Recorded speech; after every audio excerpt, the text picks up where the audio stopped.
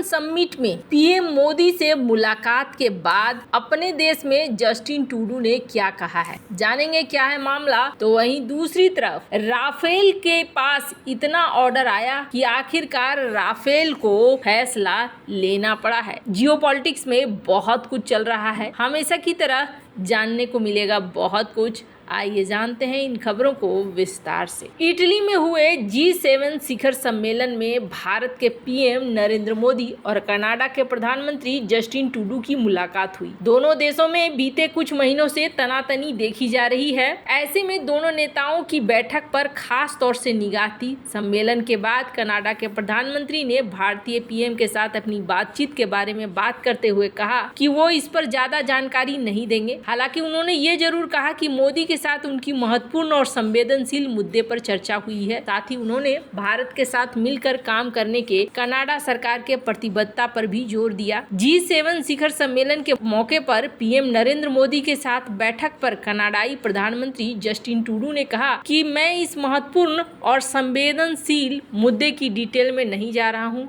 लेकिन ये आने वाले समय में कुछ महत्वपूर्ण मुद्दों से निपटने के लिए मिलकर काम करने की प्रतिबद्धता थी। कनाडा के पीएम कार्यालय की ओर से कहा गया कि दोनों नेताओं ने बैठक में द्विपक्षीय संबंधों पर चर्चा की। इस दौरान ट्रूडो ने नरेंद्र मोदी को उनके तीसरी दफा भारत का पीएम चुने जाने पर बधाई दी। कनाडा पीएम ऑफिस के प्रवक्ता ने कहा कि दोनों देशों के बीच कई महत्वपूर्ण मुद्दे हैं, इस पर वो फिलहाल कोई बयान नहीं देंगे। भारत के पीएम नरेंद्र मोदी ने शुक्रवार को ट्रूडो के साथ हाथ मिलाते हुए सोशल मीडिया पर तस्वीर पोस्ट की थी। इसमें कैप्शन में लिखा था, जी7 शिखर सम्मेलन में कनाडाई पीएम जस्टिन ट्रूडो से मुलाकात। इसके तुरंत बाद दोनों नेताओं के बीच में बैठक हुई। बातचीत पर भी कयासबाजी शुरू हो गई है, क्योंकि खालिस्तान के मुद्दे पर राजनयिक तनाव बढ़ने के बाद दोनों नेताओं के बीच ये पहली मुलाकात थी। इससे पहले दोनों नेताओं के बीच बीते साल सितंबर में जी20 शिखर सम्मेलन के मौके पर मुलाकात हुई। भारत और कनाडा के रिश्तों में खटास बीते साल तब आई जब ट्रूडो ने ब्रिटिश कोलंबिया के सरे में गुरुद्वारे के बाहर खालिस्तानी आतंकवादी हरदीप सिंह निज्जर की हत्या के पीछे नई दिल्ली के साजिश होने की बात कही थी। भारत ने इस आरोप पर तीखी प्रतिक्रिया देते हुए ट्रूडो के आरोपों को बेबुनियाद कहा था और इस घटनाक्रम के बाद कनाडा और भारत के राजनयिक संबंध लगातार खराब ही होते चले गए थे।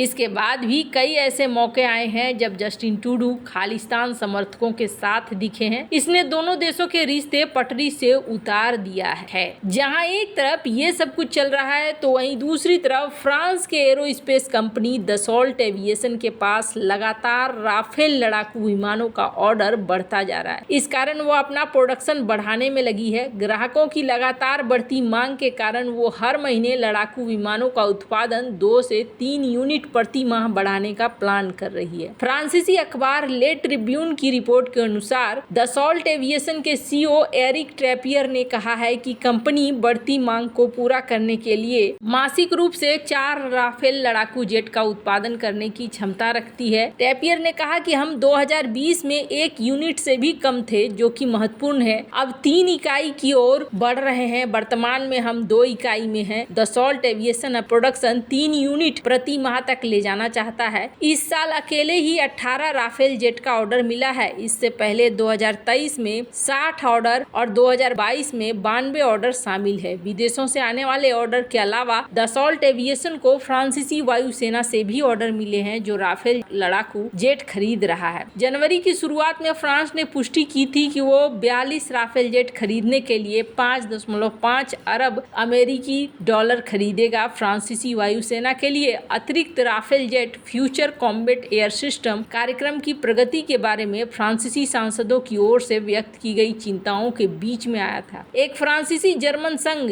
6ठी पीढ़ी के लड़ाकू जेट बना रहा है, जिसका उद्देश्य राफेल की जगह लेना है। फ्रांसीसी सीनेट की रक्षा समिति के मुताबिक 6ठी पीढ़ी के लड़ाकू विमान FCAS के 2045 या 2050 के बाद अपनी पहली उड़ान भरने की उम्मीद है। FCAS जब तक चालू नहीं हो जाता है तब तक फ्रांस राफेल लड़ाकू जेट पर ही निर्भर रहेगा। फ्रांसीसी वायुसेना की ओर से ऑर्डर किए गए सभी 42 नए राफेल जेट F4 संस्करण के होंगे, लेकिन 2030 के दशक में कुछ छठी पीढ़ी की क्षमताओं के साथ F5 या सुपर राफेल संस्करण में अपग्रेड करने की योजना है। राफेल जेट 2004-2006 से फ्रांसीसी वायुसेना नौसेना बलों के साथ सेवा में है। इन्हें अफगानिस्तान, लीबिया, माली, इराक और सीरिया में तैनात किया गया है। वैसे आपको बता दें, ये कहा जा रहा है कि भारत जो राफेल विमानों को लेकर बातचीत कर रहा है, उसमें फ्रांस भारत को ये भी ऑफर दे रहा है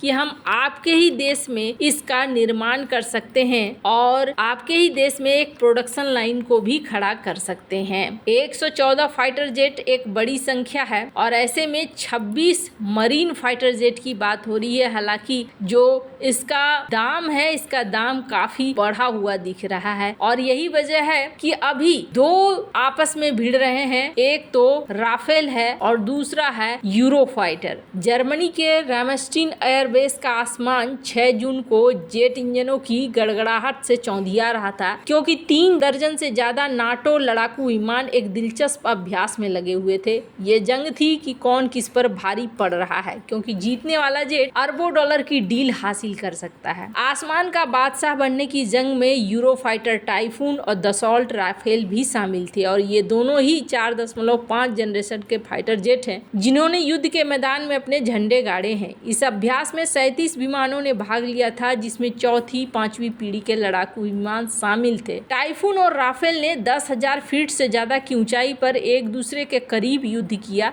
एक ऐसी लड़ाई जिसको लेकर माना गया कि उस पर भारत की नजर रही होगी। ये बेसिक लड़ाकू युद्धाभ्यास इन फाइटर जेट्स की क्षमताओं का परीक्षण करने और उनकी दुर्जय शक्ति को परखने के लिए था। दोनों ही फाइटर जेट आसमानी लड़ाई में माहिर हैं। यूरोफाइटर टाइफून और राफेल के अलावा इस सैन्य अभ्यास में अमेरिका, ब्रिटेन, नीदरलैंड और नॉर्वे के F-35 शामिल थे। इन 5वीं पीढ़ी के लड़ाकू विमानों की मौजूदगी ने यूरोपीय डिफेंस में F-35 के बढ़ते महत्व को दिखाया, जिसको लेकर एक योजना है। यूरोपीय क्षेत्र में इस दशक के अंत तक कम से कम 600 लड़ाकू विमान तैनात किए जाएंगे। ये सैन्य अभ्यास शीत युग के युद्ध को भी याद दिलाता है, जिसमें अलग अलग प्रशिक्षणों में सैकड़ों फाइटर जेट्स उड़ान भरते थे, अपनी ताकत का प्रदर्शन करने की कोशिश करते थे। नाटो एलाइड एयर कमांड के वरिष्ठ जर्मन राष्ट्रीय प्रतिनिधि कर्नल माइकल टी ट्रॉटरमैन ने कहा कि ये कुछ ऐसा है जो सीखने का अनुभव है, जो ऐसा मैंने कई सालों से नहीं देखा है। ये घटना रामस्टीन एयरबेस और इसके कर्मचारियों के लिए ऐतिहासिक थी। अमेरिकी सैन्य एयरलिफ्ट क्षमताओं के केंद्र में जाना जाता है और यहाँ पर ये सब कुछ मौजूद था। ये नकली युद्ध जर्मनी का रामस्टीन एयरबेस पर 75 मील के हवाई क्षेत्र में हुआ, जिसे 4 हिस्सों में बांटा गया, जिनमें प्रत्येक में अपनी अपनी हवाई लड़ाई थी। प्रत्येक लड़ाकू विमान को अपने नकली दुश्मन पर जीत हासिल करने की चुनौती थी। नकली दुश्मन को मार गिराने के लिए हर पायलट को 30 मिनट का समय दिया गया था। हालांकि लड़ाकू पायलटों के प्रोफेशनल होने के बाद भी हवाई सुरक्षा सुनिश्चित करने और अभ्यास को अत्यधिक आक्रामक होने से रोकने के लिए सख्त उपाय किए गए थे। इस अभ्यास में कोई ट्रॉफी नहीं थी, बस अपनी क्षमता का प्रदर्शन करना था। और इस सैन्य अभ्यास में यूरोफाइटर टाइफून और राफेल में से किसने बाजी मारी, ये गोपनीय रखा गया है। लेकिन ये दो यूरोपीय लड़ाकू विमानों के बीच प्रतिस्पर्धा हमेशा से कड़ी रही है। अब अगर राफेल को लेकर दिक्कतें हो रही है तो माना जा रहा है कि